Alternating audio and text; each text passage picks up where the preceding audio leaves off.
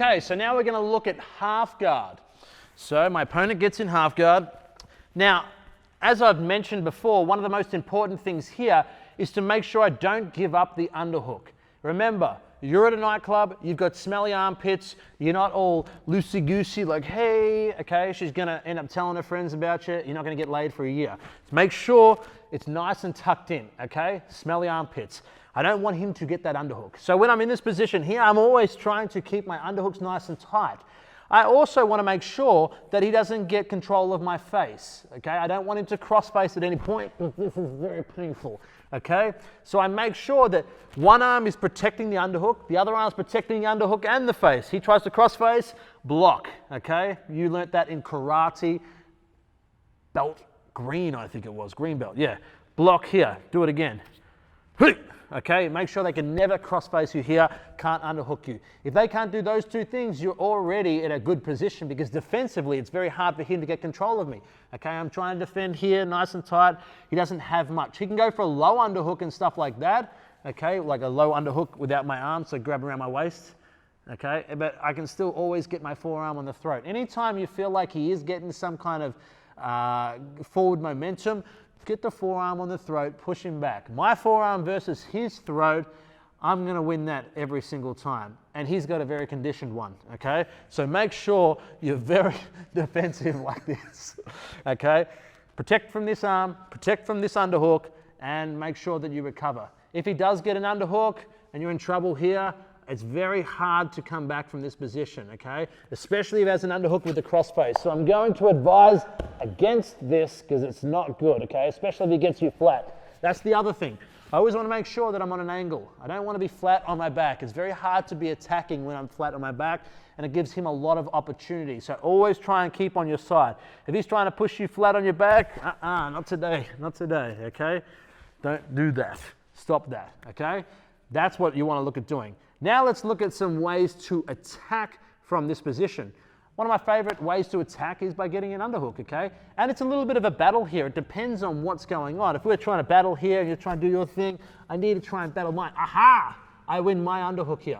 If I get this underhook here, it's a really good thing for me. Now I have the underhook. What I need to do is I need to get his weight off of this underhook because it's not strong enough for me to move forward, especially if he was my weight. As soon as I get this, I push this other arm over here too. So now his weight's off of this underhook. Now I feel a little bit stronger to start pushing you forward. And sometimes it'll be pushing this arm away. Sometimes it'll be pushing that knee away. Either way, I'm trying to get his weight further forward. So anything that I can do to move his center of balance further this way is a good thing. The more he pushes me this way, even with an underhook, the worse it is for me, okay? So I want to continuously get this underhook and keep pushing him forward. He's going to try and move his weight over the top of me. I'm going to keep pushing him away. Once I get to a good position here, I'm going to keep knocking him forward. I'm going to, in one take, tuck my elbow in. Now, I've got to make sure that when I am playing this position, there's a lot of hand fighting. I don't want him to pin my hand, because if he pins my hand, I'm in a lot of trouble. Now I cannot get to his back. So before he does that, if you try and do that, I'm hand fighting, okay? Protecting that. No. I think he broke all my fingers. Okay, so I'm in this position. I keep him out here. I'm going to pop myself up. As you see, I use my leg to bring myself out, and now I'm on the way towards his back. I get this position, I bring my left leg out, and then depending on what he does, most likely he's going to turn towards me and concede the back like this, and I'll just take a sweep. If not, I'm going to grab his legs and force him to take the sweep. Okay, by blocking his legs, I'm going to push him forward. Show that again. We're in half guard, we're playing around, I get the underhook here.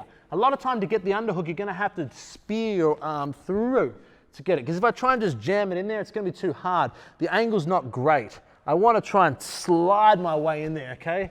Like a little tentacle. Now I have this position. The first thing I need to do is get his weight off the top of me so I'm not flattened out. I start pushing him this way, okay?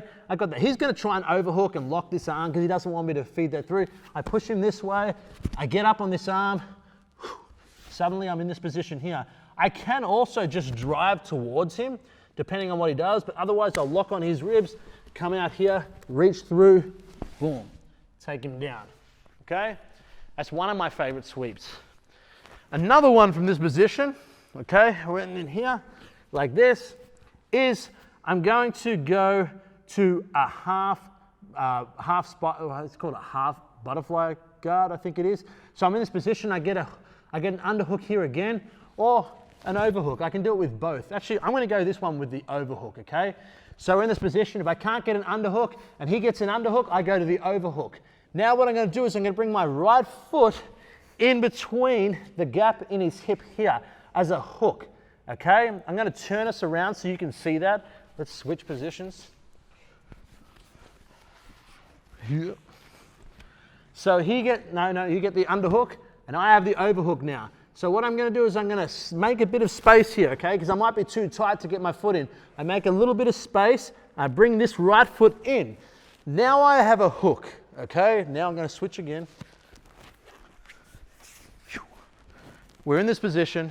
He gets the underhook. I grab the overhook. I'm also keeping him away. I'm not giving him an underhook and a crossface, okay? That's the worst. He can have a underhook, but he's not getting that crossface. I'm defending this. I create space. I put my right hook in. Now what I'm going to do is I'm going to generate leverage to pull him forward and sweep him. I'm going to put my left foot on the ground. I'm going to bring him forward with my underhook, and I'm going to kick my right leg up in the air. And I'm going to get that sweep like this. I get this a lot. Okay? You with me? Okay, I'm going to show you that again. I'll show you it from this angle. We're in half guard. He gets that underhook. I'm still protecting the crossface. I overhook. I hip escape out to create enough space to put my foot in here. Now I put my left foot on the ground. The reason why, if I keep my foot there, I try and separate, I'm locking myself there.